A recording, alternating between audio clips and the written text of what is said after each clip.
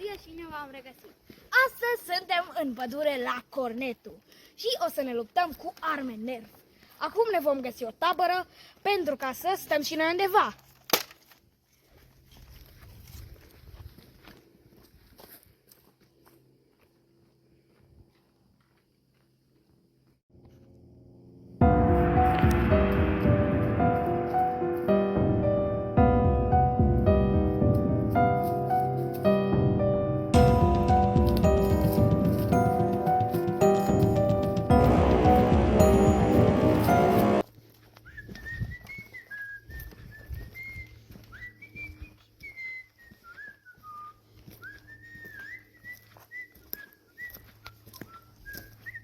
Am găsit tabăra.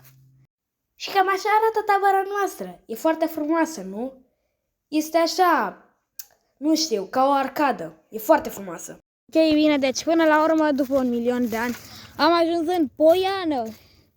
O recunoștiți cum? Pentru că mai în spate era galben. Doar că aici este mai verde, dacă vă uitați așa în față. Și asta înseamnă că suntem foarte aproape de ieșire. Tabăra a rămas în spate, acum suntem în mijlocul pădurii, iar de aici vom începe lupta cu arme nerf! Woohoo! Bine, acum vom începe lupta cu arme nerf. 3, 2,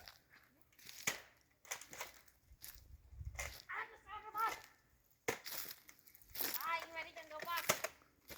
Ați nimerit! 1, 0 pentru...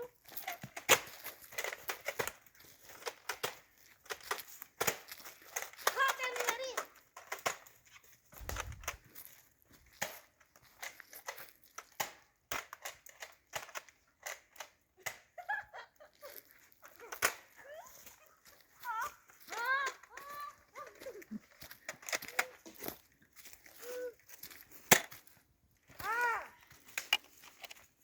Nu știu cât e, 5-1.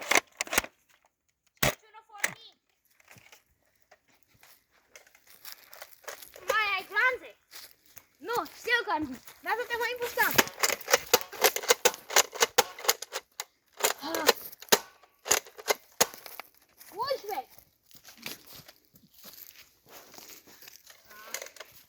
Am nimerit de 11 ori.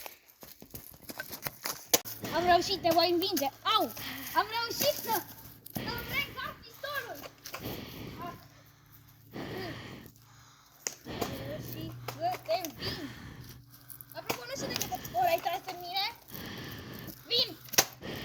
Am gândit.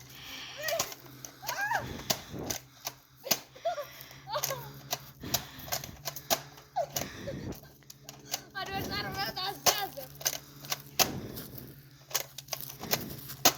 Bro, nu mai îngroase!